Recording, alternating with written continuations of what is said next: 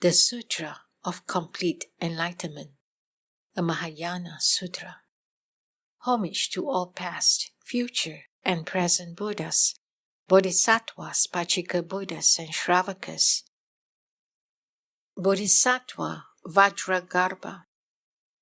Then Bodhisattva Vajragarbha rose from his seat in the midst of the assembly, prostrated himself at the feet of the Buddha, circled the Buddha 3 times to the right, knelt down, joined his palms and said, O well-honored one of great compassion, you have wonderfully expounded to Bodhisattvas the great dharani of the Tathagata's pure, complete enlightenment, the Dharma practice of the causal ground, and the expedient methods of gradual cultivation, so that sentient beings may unveil their obstructions. Because of your compassionate teaching, all in the assembly have cleared away illusory illnesses of the eye, and their wisdom eyes have become pure. Well-honored one, if sentient beings have intrinsically accomplished Buddhahood, how can there be so much ignorance? If all sentient beings originally have ignorance, why does the Tathagata say that they have intrinsically accomplished Buddhahood? If sentient beings in all 10 directions intrinsically accomplish the Buddha path and afterward gave rise to ignorance, then when will the Tathagata give rise to vexations again? Please do not forsake your unrestricted great compassion, but disclose the secret treasury for the benefit of the multitude of bodhisattvas, so that when all the sentient beings in the Dharma ending age who hear of this Dharma door to the ultimate meaning of this sutra will permanently sever doubts and regrets. Having said these words, he prostrated himself on the ground. He made the same request 3 times, each time repeating the same procedure. At that time, the well-honored one said to Bodhisattva Vajragarbha, Excellent, excellent, virtuous man, for the benefit of the multitude of bodhisattvas and sentient beings in the Dharma ending age, you have asked the Tathagata about the very secret and profound, ultimate, expedient methods, which are the highest teaching for bodhisattvas and the ultimate truth in the Mahayana. These methods are capable of causing, practicing, and beginning bodhisattvas in all 10 directions and all sentient beings in the Dharma ending age to obtain the stage of resolute faith and permanently sever doubts and regrets. Listen attentively now. I shall explain it to you. Hearing this, Bodhisattva Vajragarbha was filled with joy and listened silently along with the assembly.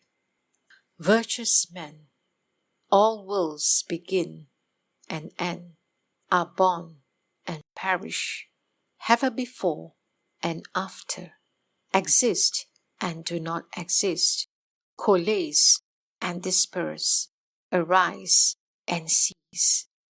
Thoughts follow one another in succession, going and coming in a ceaseless circle, with all sorts of grasping and rejecting. These changing processes are all cyclic existences. If one were to discern complete enlightenment while still in cyclic existence, then this nature of complete enlightenment would have the same nature as a turning flow of cyclic existence. If one wished to be free from a cyclic existence, then there would be no place where complete enlightenment could exist. For instance, when one moves one's eyes, Still water appears to have waves. When one fixes one's gaze, a circling flame appears to be a wheel of fire. The fact that moving clouds make it seem as if the moon were moving, and a sailing boat makes one feel as if the shore were moving, also exhibits the same principle. Virtuous men, while the motion is going on, it is impossible for those things to be still.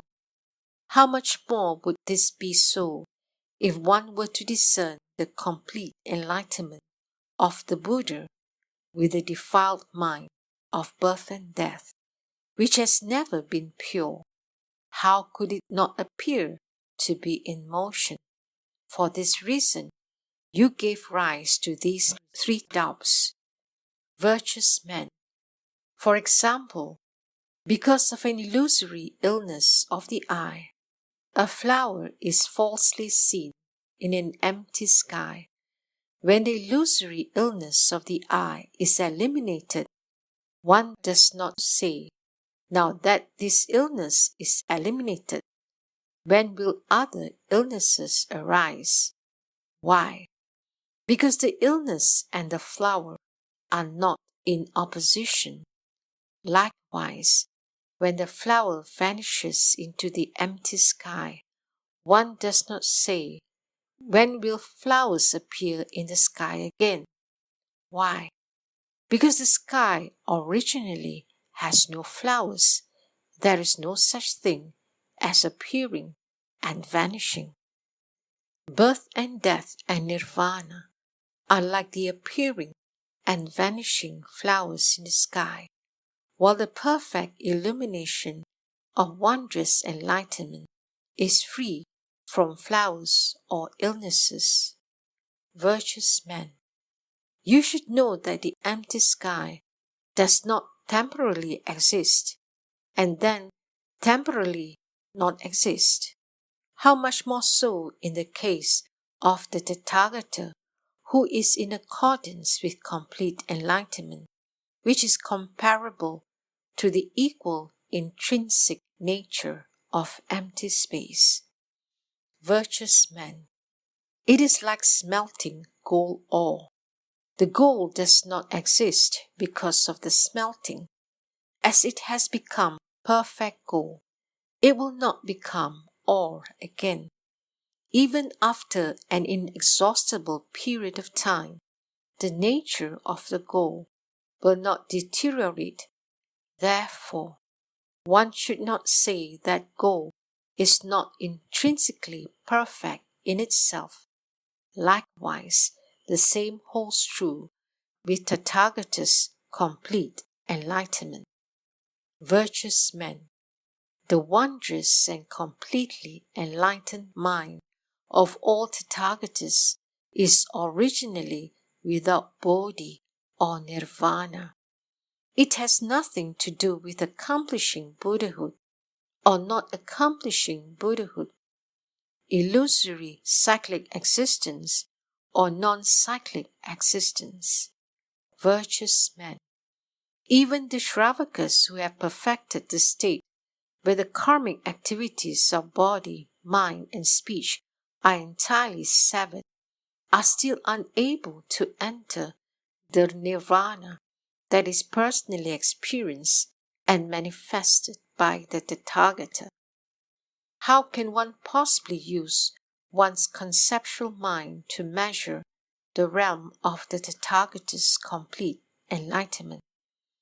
It is comparable to using the light of a firefly to scorch Mount Sumeru.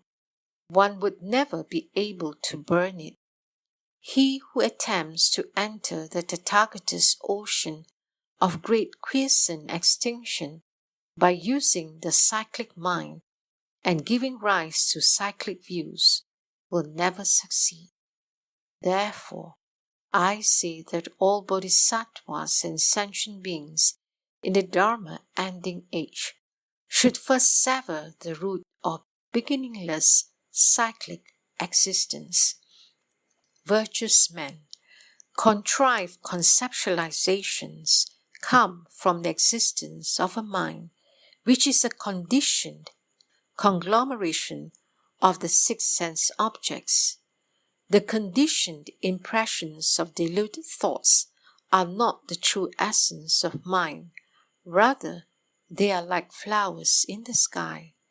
The discernment of the realm of Buddhahood with such conceptualization is comparable to the production of empty fruit by the empty flower.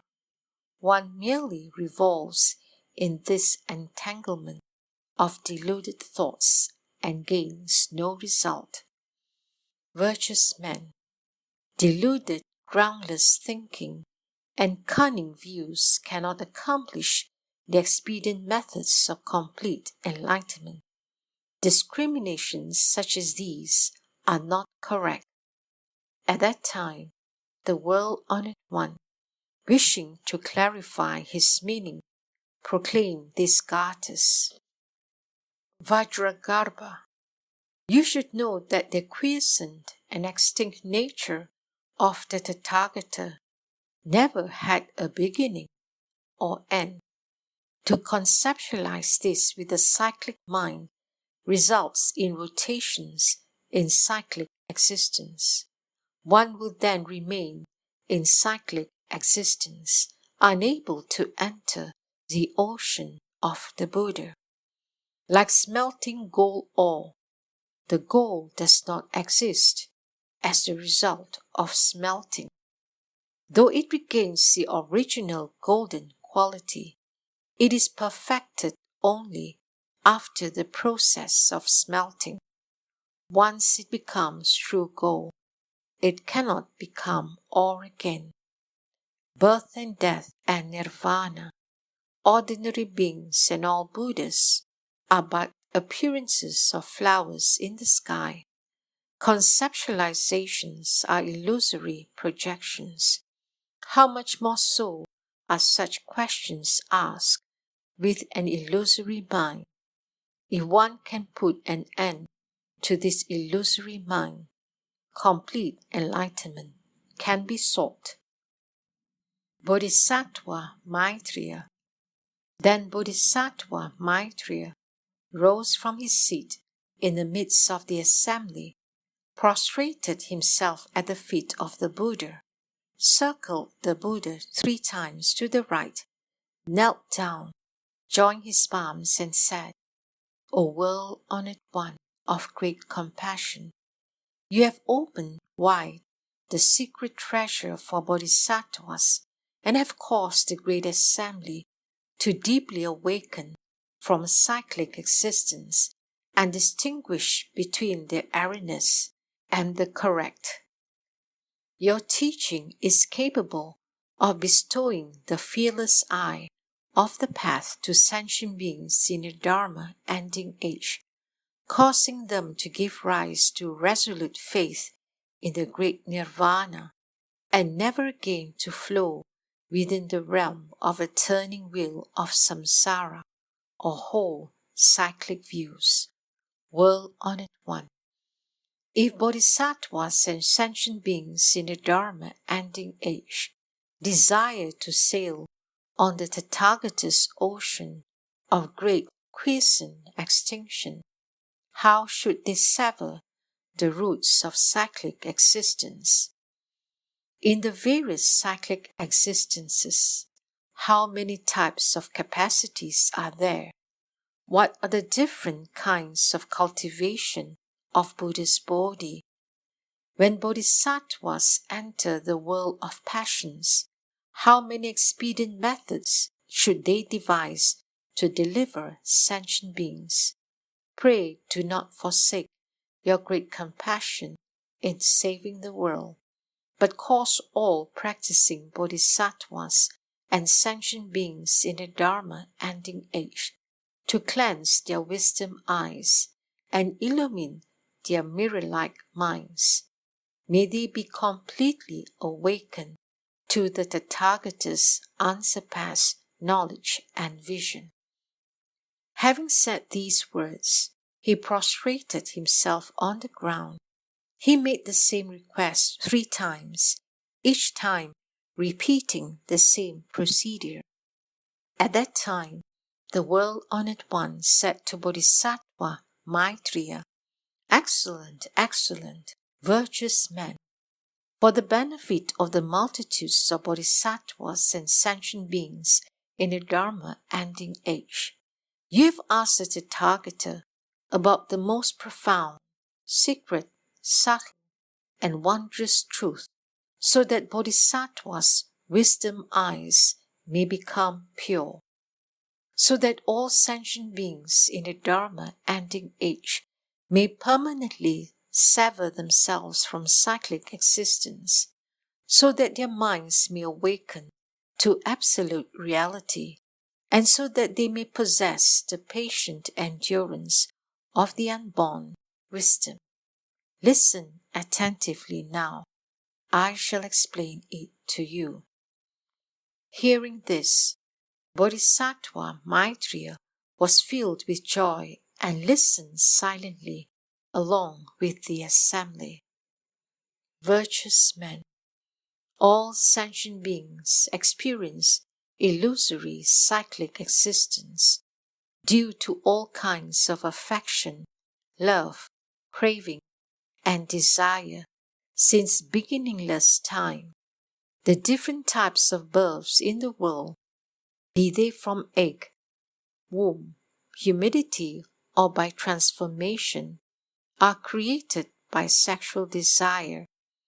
You should know that attached love is the root of cyclic existence, because there are all sorts of desirable objects that enhance and augment the activity of attached love. Birth and death proceed in unending succession. Desire arises because of attached love. The existence of life comes from desire. Sentient beings' love of their lives in turn relies on desire as a base.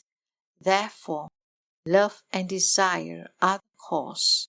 Love of life is the consequence. Because the objects of desire vary, like and dislike arise. If the object goes against one's grasping mind, one gives rise to hatred and jealousy and commits evil karmic deeds. As a result, one is reborn in hell or as a hungry ghost. Realizing that desire is detestable, if one desires to leave behind karmic paths and abandons evil and delights in doing good, one is reborn in the realms of gods or humans. If, further, one knows that attachment is detestable and thus abandons attachment and delights in renunciation, one still stirs up the root of attachment. This results in increased worldly meritorious fruit, which being samsaric does not lead to accomplishing the holy path. Therefore, if sentient beings wish to be liberated from birth and death and to avoid cyclic existence, they should first sever craving and desire and eliminate their attached love. Virtuous men, the transformation and manifestation of bodhisattvas in various forms in the world are not based on attachment. Out of their compassion, they cause sentient beings to abandon attachment by provisionally taking on all kinds of craving and desire so they can enter birth and death. If sentient beings in the Dharma-ending age can abandon desire, eliminate love and hatred, permanently sever cyclic existence, and diligently pursue the Tathagata state of complete enlightenment with a pure mind, they will attain awakening. Virtuous men, Due to the inherent desire in all sentient beings, ignorance flourishes and increases. Thus, sentient beings manifest 5 distinct natures. According to the 2 obstructions, their hindrances may appear to be deep or shallow. What are the 2 obstructions? The first is the obstruction of principle, which hinders right views. The second is the obstruction of phenomena, which perpetuates birth and death. What are the 5 distinct natures? Virtuous men. Sentient beings who have not eliminated and extinguished these 2 obstructions are called those who have not attained Buddhahood. Sentient beings who have permanently abandoned craving and desire and have eliminated the obstruction of phenomena but not the obstruction of principle can only be enlightened as Shravakas or Pachika Buddhas. They are unable to manifest and abide in the realm of bodhisattvas. Virtuous men. If sentient beings in the Dharma ending age desire to sail on the Tathagata's great ocean of complete enlightenment, they should first vow to practice with diligence and sever the 2 obstructions. When these 2 obstructions have been subdued, they will be able to awaken to the realm of bodhisattvas. If the obstructions of principle and phenomena are permanently severed, they will enter into the subtle and wondrous complete enlightenment of Tathagatas and consummate Bodhi and great Nirvana. Virtuous men. All sentient beings intrinsically actualize complete enlightenment. If they meet a good teacher and can rely on his Dharma practice of the causal ground, their karmic routes for attainments will be either gradual or sudden. However, if they come across the Tathagata's unsurpassable Bodhi and engage in the correct path of practice, they will attain Buddhahood, whether they are of great or small karmic roots. If sentient beings, though they seek a good teacher, meet one with erroneous views, they will not gain correct awakening. These people are called ones of outer path nature. This fault is due to the teacher and not to sentient beings. The above are the 5 distinct natures of sentient beings. Virtuous men. With great compassion and expedient methods, a bodhisattva enters the world to extend and mature the mind of the unenlightened. He manifests in various forms amidst favorable or adverse situations so that he may work together with sentient beings in order to guide them to Buddhahood. In so doing, he relies entirely on the power of his pure vows made since beginningless time. If sentient beings in the Dharma ending age can arouse the supreme thought of awakening to great complete enlightenment, they should make the pure great vow of bodhisattvas declaring, "May I, from now on, abide in Buddha's complete enlightenment, and may I, in my search for a good teacher, not meet outer paths and practitioners of the 2 vehicles." With their practice based on this vow, they will gradually sever all hindrances. When all hindrances are exhausted, their vows will be fulfilled. They will then ascend the pure Dharma hall of liberation and actualize the wondrous, august citadel of great complete enlightenment. At that time, the World-Honored One, wishing to clarify his meaning, proclaimed these gathas. Maitreya, you should know that sentient beings cannot attain great liberation because of their craving and desire, which cause them to fall into the cycle of birth and death. If they can sever like and dislike, along with greed, anger, and delusion, regardless of their difference in nature, they will all accomplish the Buddha path. The two obstructions will also be permanently severed.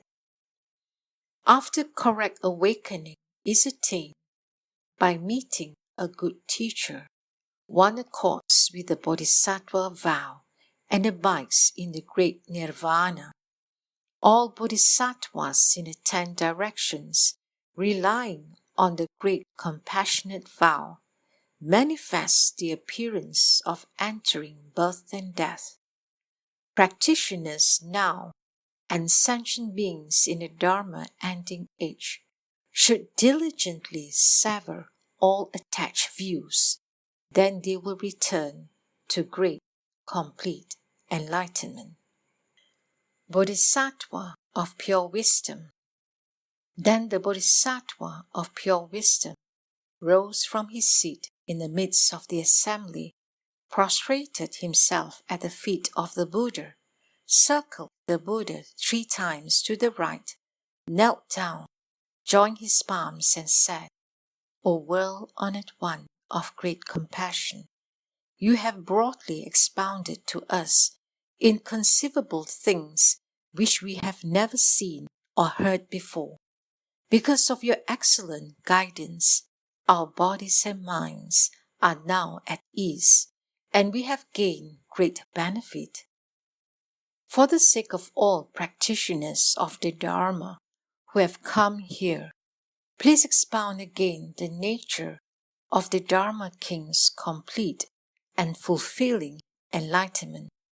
What are the differences in actualization and attainment between all sentient beings, bodhisattvas, and the world-honored Tathagata? Pray teach us so that sentient beings in the Dharma ending age, upon hearing this holy teaching, may follow and conform to it, be awakened, and gradually enter the realm of Buddhahood. Having said these words, he prostrated himself on the ground. He made the same request 3 times, each time repeating the same procedure. At that time, the World-Honored One said to the Bodhisattva of pure wisdom, Excellent, excellent, virtuous man, for the benefit of sentient beings in the Dharma ending age, you have asked the Tathagata about the distinct progressive stages of practice. Listen attentively now. I shall explain them to you. Hearing this, the Bodhisattva of pure wisdom was filled with joy and listened silently along with the assembly. Virtuous men, the intrinsic nature of complete enlightenment is devoid of distinct natures as described before, yet all different natures are endowed with this nature of complete enlightenment, which can accord and give rise to various natures. Since these 2 natures are non-dual, there is neither attainment nor actualization. In absolute reality, there are indeed no bodhisattvas or sentient beings. Why? Because bodhisattvas and sentient beings are illusory projections. When illusory projections are extinguished, there exists no one who attains or actualizes. For example, eyes cannot see themselves. Likewise, this nature is intrinsically impartial and equal, yet there is no one who is equal. Because sentient beings are confused, they are unable to eliminate and extinguish all illusory projections. Because of the illusory efforts and activities of those who extinguish and those who do not extinguish vexations, there manifest distinctions. If one can attain accordance with the Tathagata's quiescent extinction, there is, in reality, neither quiescent extinction nor the one who experiences it. Virtuous men, all sentient beings, since beginningless time, have deludedly conceived self and that which grabs onto the self. Never have they known the succession of arising and perishing thoughts. Therefore, they give rise to love and hatred and indulge in the 5 desires.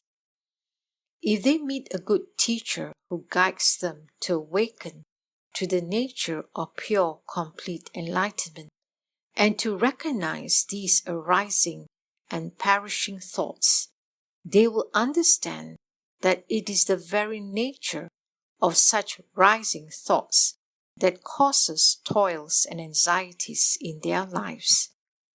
If, further, a man permanently severs all toil and anxiety, he will realize the Dhamma Dhatu in its purity. However, his undermining of purity may become his obstruction, and he will not attain freedom and ease regarding complete enlightenment. This is called the ordinary man's accordance with the nature of enlightenment. Virtuous men, all bodhisattvas realize that this very understanding is a hindrance. Although they sever themselves from this hindrance of understanding, they still abide in this realization. The realization of hindrance is yet another hindrance. Therefore, they do not have freedom and ease. This is called the bodhisattva before the stage of the first bhumi's accordance with the nature of enlightenment. Virtuous men, attaining illumination and realization is a hindrance. Thus, a great bodhisattva is constantly in realization without abidance, where the illumination and the illuminator simultaneously become quiescent and vanish. For instance, if a man beheads himself, there exists no executioner after the head has been severed. It is the same with eliminating various hindrances with a mind of hindrance. When the hindrances have been eliminated, there is no eliminator. The teachings of the sutras are like the finger that points to the moon. When one sees the moon, one realizes that the finger is not the moon. Likewise, the various teachings of all Tathagatas in instructing bodhisattvas are also like this. This is called the bodhisattva above the stage of the first bhumi's accordance with the nature of enlightenment. Virtuous men, all hindrances are themselves the nature of ultimate enlightenment. Having a correct thought or losing it is not different from liberation. Conglomeration and dispersion of dharmas are both called nirvana. Wisdom and stupidity are equally prajna. The dharma accomplished by the bodhisattvas and that by outer path practitioners are both bodhi. Ignorance and true suchness are not different realms. The threefold discipline of sila, samadhi, and prajna, and the 3 poisons of greed, anger, and delusion are all pure activities. Sentient beings and the world they live in are of one Dharma nature. Hells and heavens are all pure lands. Regardless of their distinct natures, all sentient beings have intrinsically accomplished the Buddha path. All vexations are ultimate liberation. The Tathagata's ocean of wisdom, which encompasses the whole Dharma Dhatu, clearly illuminates all phenomena as empty space. This is called the Tathagata's accordance with the nature of enlightenment. Virtuous men, all bodhisattvas and sentient beings in the Dharma ending age, should at no time give rise to deluded thoughts. Yet, when their deluded minds arise, they should not extinguish them. In the midst of deluded concepts, they should not add discriminations. Amidst non-discrimination, they should not distinguish true reality. If sentient beings, upon hearing this Dharma method, believe in, understand, accept and uphold it, and do not generate alarm and fear, they are in accordance with the nature of enlightenment. Virtuous men, you should know that these sentient beings have made offerings to hundreds of thousands or millions of Buddhas and great Bodhisattvas as innumerable as the grains of sand of the Ganges, and have planted the roots of all merits. I say that such people will accomplish the Buddha's wisdom of all aspects.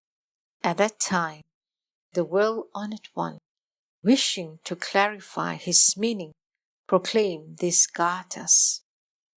Pure wisdom. You should know that the nature of perfect Bodhi is without attainment or actualization. It is without bodhisattvas or sentient beings. However, when there is enlightenment and unenlightenment, there are distinct, progressive stages. Sentient beings are obstructed by understanding. Bodhisattvas before the first bhumi have not left behind realization. Once they enter the first bhumi, there is permanent quiescent extinction, with no abidance in any form. Great enlightenment, being complete, is called pervasive accordance. If sentient beings in the Dharma ending age do not give rise to deluded thoughts, the Buddha says that they are bodhisattvas in this very lifetime. Having made offerings to countless Buddhas as innumerable as the sands of the Ganges, their merits are perfected. Though expedients are many, all are called in accordance with wisdom.